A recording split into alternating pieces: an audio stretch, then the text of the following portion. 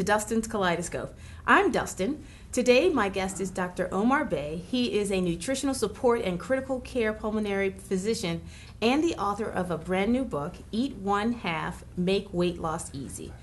In the book, he describes the plan he developed to help overweight patients. Thanks so much for joining me, Dr. Bey. Well, thank you for having me. Thank you. Yeah, so I'm really excited to learn more about your book, but I wanted to get a brief understanding of your background. So you are obviously a physician. How long have you been a physician? Oh, my goodness, how long? You're really going to have me say that, right? I guess about 30 years now I've been practicing, yeah.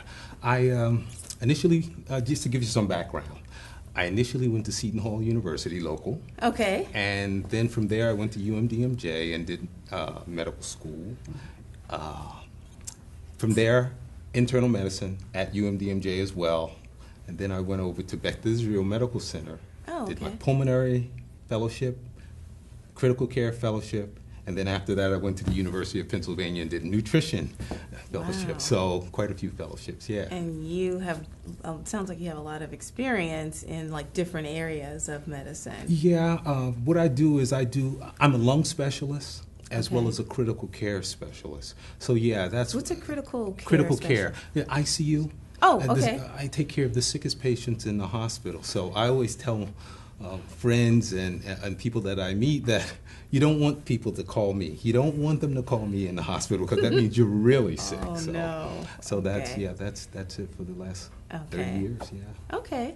So what brings you here, of course, among other reasons, is your book, Eat One Half, Make Weight Loss Easy. Yeah. So this is a book, we talked briefly, before the camera started rolling, and you said you've been writing this for about a couple of years. Yeah, yeah. So what brought you to even write this book? Was it based on some of the patients that you had, or just the history of it was several loss? things, actually. The patients were a big part of it. After I came back from the nutrition fellowship, from Pennsylvania, I found that a lot of my patients, from a breathing standpoint, there's a disease called obstructive sleep apnea. Oh, yes, and they're usually fairly large patients. And if you would decrease the weight of these patients, a lot of that problem of breathing and having their air cut off during sleeping hours, it would resolve. Okay. So I tried to get those patients to lose weight, and over the years, at first it was very challenging, and it was just very difficult because losing weight is not an easy thing to do. And I had to truly find a way that people did not feel punished, even though they were losing weight and cutting back on calories. So how do you do that such that they will understand that it's a lifelong process for a lot of people? And number one, that it's a way that we can pull all of it together, the weight loss, the commitment, and a lifelong process, and have them, overall just become healthier.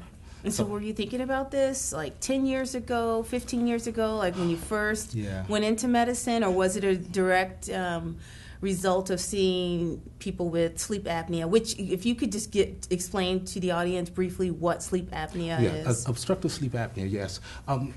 When you gain weight outwardly, of course, but you gain weight, your airways get narrow as well.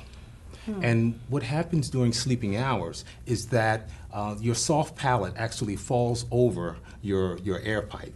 Okay. And you actually stop breathing during the nighttime as you sleep. Okay. And you'll find these patients usually snore, and then there are episodes where they're snoring and they just stop snoring, and then all of a sudden they'll do something like that and they'll start breathing again. Well, at that particular point, their oxygen in their blood actually went way down. And over a long period of time, it's really detrimental to the heart. You can get pulmonary hypertension, you can get heart problems, a dilated heart, severe problems secondary to obstructive sleep apnea.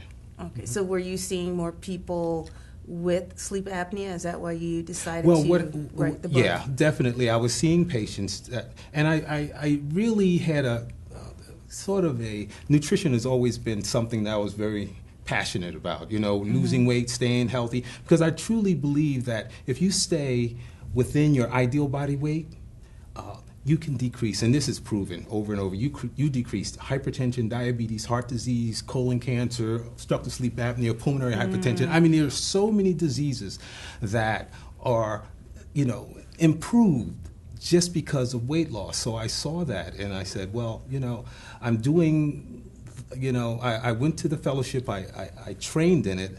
Well, let me do it in the practice, but let me do it in a way that I feel that patients can really come together and really achieve what they're setting out to do, is to lose weight and maintain that weight. Mm-hmm. Okay. Yeah. And so, can you give us just a synopsis of the book and like some of the things that are most important in the book? Yeah. In writing the book, there are so many things in there that pops up. But the most important thing is that you must, and commitment. When you're trying to lose weight, the most important thing is commitment. If you don't commit to the process, then it's like someone who comes into my office and says, Doc, I want to stop smoking cigarettes. And then the next time they come and say, I want to, until they actually commit to that, they're not going. I can talk to them blue in the face, but they're not going to stop smoking. And I felt that weight loss was even tougher than that, because with cigarettes, guess what? You can throw them away. You can zip and never put another cigarette in your mouth. Mm-hmm. But you can't do that with eating. You can't do that with weight loss. You're asking someone to say, guess what, guy? What I want you to do is I want you to take something that you love to do. I love to eat. Food is enjoyable. I mean, you're going to ask them to cut down, cut out, portion it out, all these things that kind of, it's difficult to do. So you have to, I tried to find a way that they could do it and not feel punished. So what I did was I said, okay, let's commit. Let's look at everybody as an individual. Let's not put you in the cookie cutter. Let's say, okay, let's step back. We all have different metabolic rates. And what is a metabolic rate? That's how fast you burn your calories. We're all different. We are. So if there are people that can eat 3 meals a day and be as thin as a rail, another person eats 1 meal a day and stores half of it. Right. So we're all different. So how do you get a person to adjust their meal plan such that they can lose weight, but yet and still they can still enjoy their food? And that was a challenge. So what I did was I thought about it, and I had quite a few failures, of course, but over the years I said, okay, I'm going to forget the calorie count and forget this, forget that. Okay, all those things that work for a while, and then after a while, guess what? Oh man, I can't do that anymore. Okay. And it's a failure. So I said, what can we do? I asked them to look at their plates. Very simple. Just look at your plate. Whatever's on your plate, and fixing your plate is a very important. At least in my when I grew up, fixing your plate was a very important aspect of life. I mean, you know what you like, and I want that much spaghetti. I want that much. Yes. I mean, the vegetables are here, and that's my plate. Yeah, that's what I want. Well, I asked them to look at your plate, and if you're serious about weight loss, everything on your plate that's high calorie, carbohydrates. Well, you got the rice, you got the potatoes, you got the pasta. Cut it in half. Okay. Everything that's low calorie, double. So then you have your string beans, you have you have your broccoli, you have your peas, double. Okay. Alrighty. As far as your meats are concerned, have a normal size. Yeah, and it should be about the size of your palm. Okay. Okay. You can broil it, you can bake it, you can roast it, never fry it. All right. And just those simple concepts really starts you to losing weight. And then there are other things that you add on as well, but that's the basis. All right. And there's one more very, very important thing, and that is eat a salad before your main meal of the day. So if supper is your main meal, then what you want to do is you want to eat a large salad before you eat your meal. The salad must consist of 90% lettuce, okay? Because lettuce is about 93% water. Okay? Does it matter what kind of lettuce? I mean, are we talking about iceberg? Are we talking about It doesn't matter because all of them are about 90%. Okay. Alrighty? So 90% lettuce, and then the last 10%, you can put your cucumbers and tomato and your, Right. your broccoli, whatever you like in your salad, but layer it on the top, and then salad dressing must be low calorie because that's where the calories really come in the salad dressing. Guilty of that. So oil and vinegar is always best. Okay. You know, and those are some of the things that I started, and the patients started, and and you know, the concept, losing weight is not easy, but the concept can be easy if you understand. So I would get patients coming in, and I would talk to them about this, and I would say, you know, eat 1/2, and I just want you to do one thing for me. Every time you look at your plate, every time you put something in your mouth, think of me. Eat 1/2. So what if they end up? So part of that commitment, obviously, is that it has to be the person feels like, okay, I'm ready. This is the time. They have to be. Yeah. So what if people try and get around? I mean, obviously, this is not everyone, but what if somebody just goes back and gets like 2 or 3 servings? I mean, should it still be a half? I mean, is it just sort of like the mental thing? You should try to set a pattern, and whatever your pattern is, and that's all I ask. Okay, fine. If you like ice cream at night and you like your dessert, then have your dessert, but cut it in half. Okay. Alrighty, be committed to it. So a half a pint. Half a pint. Well, listen, if you're eating a pint a night and you eat a half a pint a night, guess what? You cut your calorie in half, right? Okay. I mean, but that's someone who's, I don't know if they're really committed at that particular time, but you have to commit to it. You really do, and there's no way around it. There's no way around it. And it really does work. And I go through the book and I go through many aspects of this, if you understand what I'm saying. Even juice. So we're talking about juices. Then cut your juice in half water, half juice. And you realize that we train our taste buds to really like or really enjoy sweets or sugar and salt. Those tastes, we really train it. So if we drink a diluted solution or a juice over time, we actually allow those taste buds to come back to normal, and then regular juice will be it'll be too sweet for us after a while. Really? Yeah. Okay. Yeah. You really can train your taste buds. Salt and sugar is something that's in.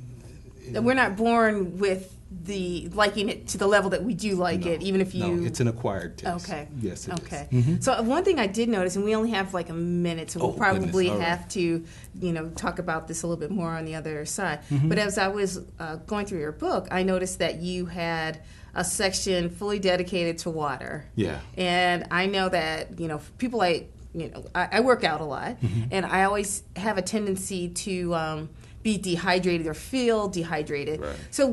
So in addition to the amount of water that you would recommend to people who aren't as physically active, what else would you like? How is there a set number of glasses? Yeah, usually what I recommend is about 5 to 6 glasses a day.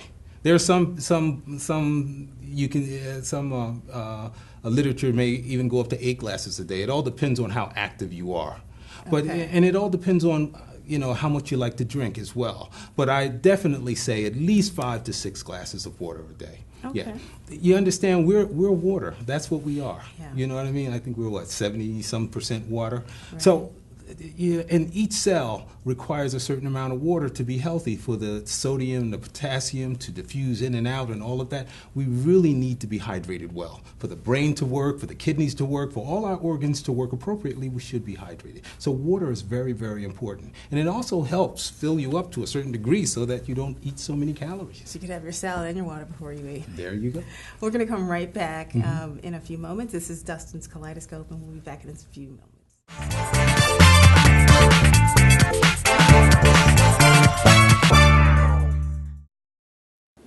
After 17 years working as a mason, Mike was laid off.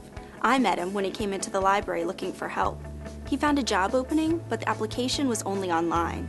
Mike said he'd spent his entire life around tools, but had never used a computer. I showed him how, and he ended up applying for numerous jobs online. I saw Mike the other day. His new computer skills paid off. He's working again. New Jersey libraries are transforming lives. Tell us your story.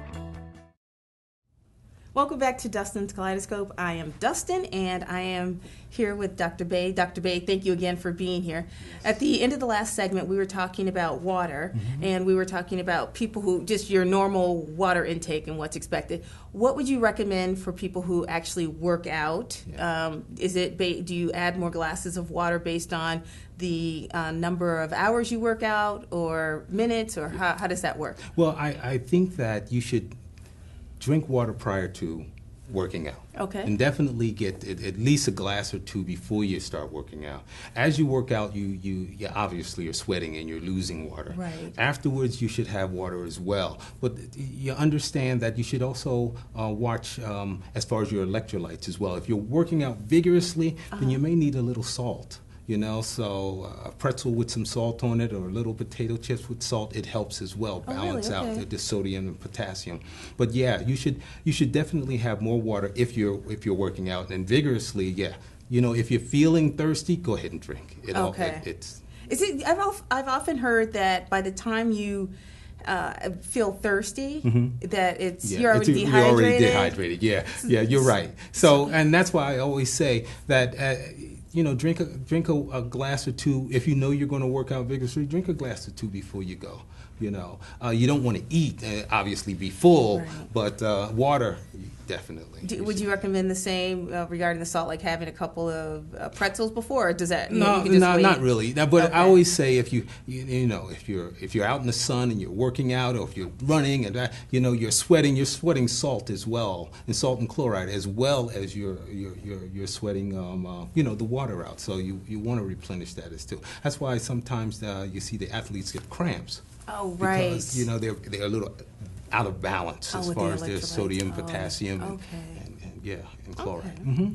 So one thing that I wanted to ask you about is, how do you determine whether or not you are overweight or close to being overweight? Yeah, there's something called the body mass index. Okay. All right, and usually you hear BMI. Right. Everyone throws that word around, and basically what it is, it's a chart, and determined by your height and your weight. You can fit yourself into this chart, and it will tell you what range you are. Whether you're normal, and I'll give you the numbers for the BMI. Normal would be about 18 to 25. Okay. Come into the BMI, and it's usually colored too, green, yellow, and red. Okay. If you fit into these categories. And is overweight. it the same for men and women? I'm sorry. Is it the same for men and women, or or do you have different charts for? There are some different charts. There are different charts for men and women when it gets down specifically. And the thing of it is that what were my numbers? 18 to 25 was normal. Okay. 25 to 30, you're overweight, and 30 to 40. You're obese, and over 40, you're morbidly obese. Okay. Yeah, and that's how we, and it's a rough gauge. It really is a rough gauge, using height and weight, but it lets us know as physicians, where we need to go. Mm-hmm. Okay, and so people can find the BMI. Is it something online where they can just find the BMI? It's online. You just go to Google and BMI, and it'll come up, and you'll be able to. There are many different websites that you can put your height and weight in, and it'll give you your BMI. And so once people have that information, then they can use it to, obviously the doctor can help them decide on the plan. It lets you know where you are. Because weight is very important as far as your health is concerned. As I stated before, weight, and when you're overweight or if you're obese, the chances of hypertension, diabetes, heart disease, it really does increase. There's something called a metabolic syndrome. All right, metabolic syndrome is when you have high blood pressure, your sugar is elevated, and your cholesterol or triglycerides are elevated. And the third thing is that as we get older, around the middle here, we tend to, gain weight around there. Right. Right in the middle. The belly there. fat. Mm-hmm, the belly fat. Okay. And, right in the middle. That is associated with, and when you have, these problems, that is associated with increased stroke, increased diabetes, and increased heart disease. And so it really does. And then if you think about, just step back, If you increase your weight, then your blood pressure increases, and your blood sugar increases just because. So if you step back and you say, okay, if I decrease my weight, then I can decrease all of these things in this chain. There's a possibility that I can be healthier and live longer, and that's what it's all about. We want to be here for our grandchildren. Right. You know. So when you say decrease your weight, are you talking about just like 5%? So someone who is, technically obese, like somebody who's 27% body fat, if they get down to 26, that's obviously going to be better, than 27. But is there anywhere between 18 and 25? That's basically the goal, or do people start getting healthier as the weight decreases? You get healthier as the weight decreases. Okay. You really do. But ideally, we would like to be in that 18 to 25 range as far as your BMI is concerned. But any weight loss is a good thing. That's the way I look at it. So if we can achieve it and we can maintain it, great. And then if you get to a plateau, then okay, fine. Let's keep going. You'll continue to lose weight. It's really very important. So you hit on something very that I hear a lot, especially when at the gym. People will say, "Yeah, I was doing well. I was losing weight, and then I hit that plateau." And it's always right when they're at their goal weight or their goal BMI. So it's not like right at the beginning, but it's when they're very close to what they perceive as the ending point. Why is that? And does your book have any ideas? Let's look at this. In losing weight, the first weight you lose probably over the first few weeks, and that's probably fluid weight, and it comes off easy. That's why you see these signs on a lot of TV commercials. You can lose 5 pounds in in 2 days or whatever it is, because it's fluid. It's water weight that you lose. And then after you lose that water weight, then you start decreasing the actual fat. You know what I mean? Those fat cells actually start giving up some of that fat, and you're converting it into forms of energy, and your body actually uses it for energy. Okay. That's when a lot of people hit that plateau then. So after about a month, or it can be 2 months, you may hit the plateau at that particular time. And it all depends on your metabolic rate and your body when you hit the plateau or how long the plateau lasts. But the plateau comes and you stabilize. And sometimes it takes a week, sometimes it may take 2 weeks, sometimes it may take a month. But keep going, because eventually your body will regulate itself and you will start losing weight again. Okay. But that's when the real weight starts coming off. And there are times also that you may have to decrease, like for instance, if you've cut your carbs in half, and basically you may have to cut them a little lower, simply because you've lost weight. Your body needs are lower now, so you may have to adjust. And that way as well. So there are many things you may have to adjust. That's why I say losing weight is dynamic. I mean, it's always, and we're all different. So you have to see exactly what is specific for you that is causing you to gain the weight, and see how you can change that around.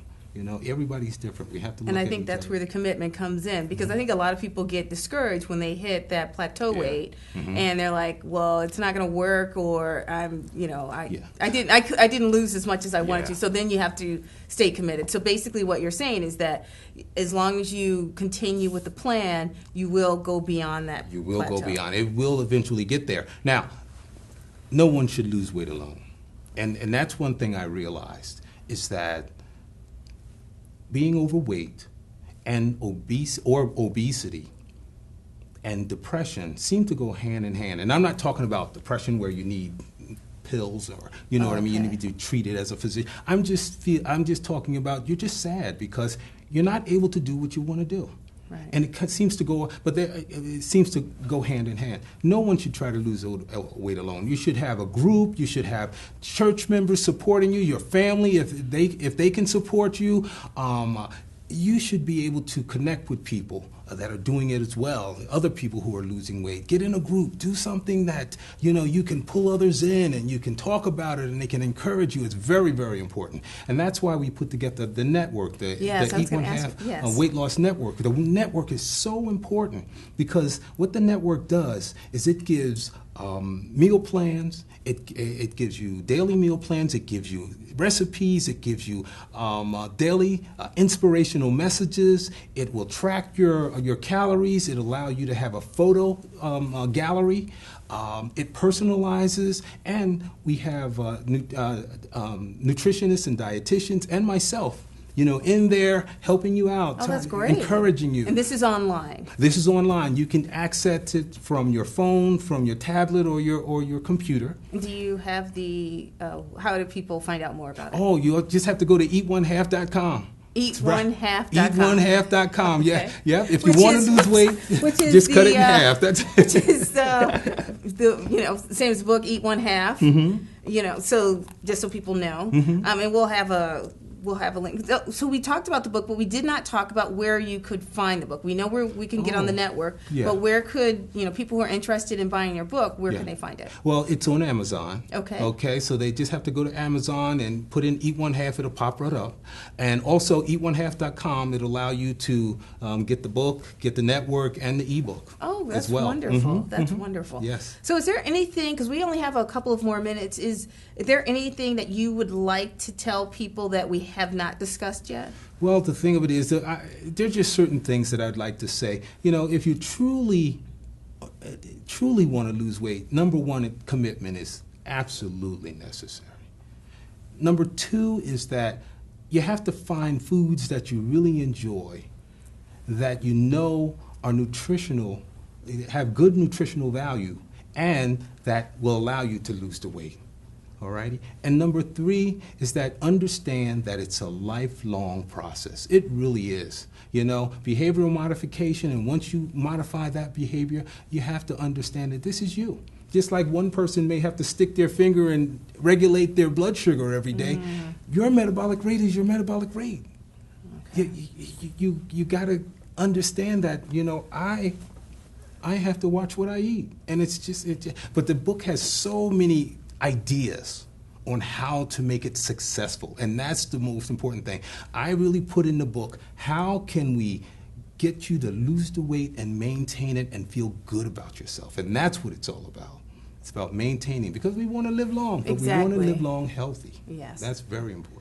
Well, thank you so much for being on. I'm just going to remind everybody again, the book is Eat One Half, and it's by Dr. Bey, and you can find it on Amazon, and of course you can go to the eatonehalf.com and find out about the book and the network and other things. So thank you again for being on the show. It was a pleasure. Hopefully you can come back and give us some more information, because I think this is very helpful to everyone who's watching, regardless of whether you're overweight or not, because this is good for people just to have good information. So I'm Dustin Dumas, and this is Dustin's Kaleidoscope, and we will see you next time. Bye.